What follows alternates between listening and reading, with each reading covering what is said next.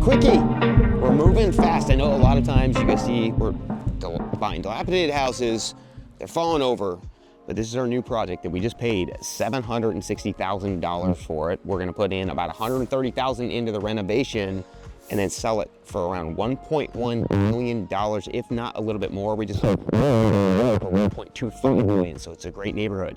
On this deal though, it's a little bit thin. The reason it works is the velocity of money. This is a deal we can get in and out of quickly. It's got great bones. The siding's in good shape. The windows are new. The roof's been replaced. It has the things it needs that cost money and cost time. So this allows us to get in and out of the deal really quickly, increase the velocity of money. The faster we can get in and out, the more profit we actually make on an annual basis. So look, come take a look. I'm gonna walk you through what we're gonna do to increase this value, but also not kill our timelines. So as you can see, the house has been well taken care of. It's just dated, it's old. And as flippers, we can increase the value by just adding the amenities that it's missing. So currently right now, it's a 4-bedroom, 2-bath, which it needs to be a 4-bedroom, 3-bath to optimize the pricing. The great thing about this house is it's in good shape and it allows us to move in and out fast. We don't have to pull a lot of permits. We can open up, give the cosmetic features, and it has really good bones. And our goal is to turn this thing in less than 4 months. That's why it's a blow and go. We get in, we get out, we move on to the next thing. So as you can see, the reason I like this property is it has really good bones. We have a mid-century era property. Mid-century homes are in high demand, so they're gonna usually get a premium and it might get me a little lift in my price. But the overall floor plan is very workable. It's a tri-level. We have our main floor where we have a living room. It's the right size, it feels good. And then it leads over into this kitchen right now. Now here, this is all closed off. We have to fix this. We're gonna get this opened by bringing it all the way to the fireplace wall, and we're gonna reinstall our kitchen all the way through here to where we have our fridge, our sink, our dishwasher, and we're gonna install a peninsula island through this section so the house has now a great room feel. It's what buyers want, and it'll help get you that premium price. Also now, when buyers' first impression come in, they don't run into a wall. They're gonna look at a beautiful kitchen with some vaulted ceilings and mid-century beams. That's how people fall in love and pay you the big price. What slows down deals is when you have to reconfigure the whole space. We have our kitchen, it leads out into our dining room. Our dining room leads into our beautiful backyard. And as you come through, we have the living space that we need. Now we're gonna play into this fireplace, bring it back to its kind of mid-century era. We're gonna get rid of the old wood-burning stove, and we're gonna bring it back to where it pops. We either wrap it with tile, maybe some wood, and it's gonna be a focal point as they come through the house. Now where the work has to happen in this property, and this is how we're gonna dramatically increase the value of a home, is we need to create a primary suite.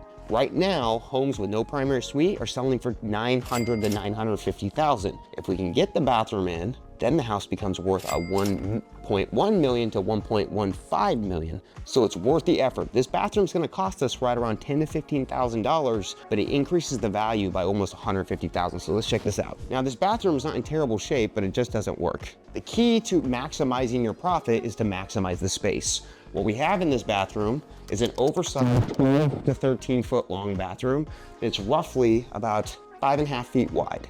We have to look into our primary to see if there's any extra space, and that bedroom's oversized, I'll show you. And it allows us to frame in a wall, put a tub here, a toilet, and a vanity that can service those other 2 bedrooms. And it gives us the space right here to create a primary bath with a shower, a toilet, and a double vanity, because we can move this wall over. So as renovators, it's all about finding that space that you can maximize. We got a great floor plan, we have great drywall, we have fairly good electrical, the plumbing's not in bad shape, we just gotta maximize that space. So as we come into this bedroom, there was lots of potential, and this is what made or break the deal.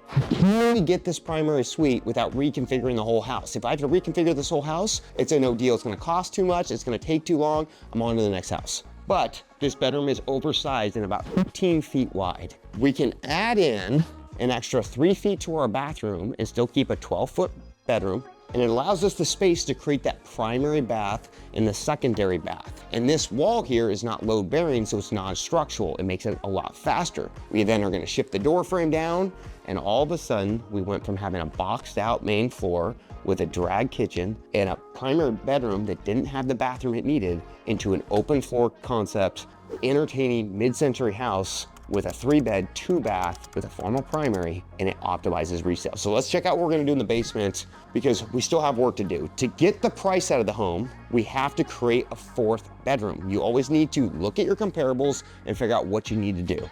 So down here, we gotta make sure that we can get a 4th bedroom and a bathroom, or again, it's gonna be no deal. So we have some awkward spacing in here and some bad flow. Right now, our laundry room leads out to our bonus area or our backyard. Now, when people are trying to entertain small families, they need the extra space, right? They gotta be able to put the kids somewhere. You want your spaces to flow outside so they can make the bonus area a part of the backyard. So what we're gonna do here is we're gonna take our laundry room and we're gonna move it into that section of the house and create a bathroom. We have an oversized bedroom here that is just too big. We can shrink that bedroom by adding the bathroom and the laundry room and making a formal 4th bedroom over here. And now open up this whole main floor to where the buyers now come down, they feel the right flow, they can access a bedroom and a laundry in this section, and then they have a giant bonus room that leads out to their awesome backyard in the back. And that's how you optimize the price. It's not always just about what you're putting in the house, it's how do you increase the livability. We've now made an open concept kitchen, we've made a primary suite, and now we have an oversized bonus room that goes out to a great backyard, and that's how we're gonna sell this thing for big money. So it's go time. We're closing on this house and we're getting rolling on it immediately. Again, we paid $760,000 for it. We're putting $130,000 into the renovation, and our target price is $1.1 million. So stay tuned, look for updates on Project Blow and Go. How are we gonna get in and out of this project very quickly and then move on to the next one? Stay tuned, stay for the updates, and watch us transform this boxed off mid-century into a feature property.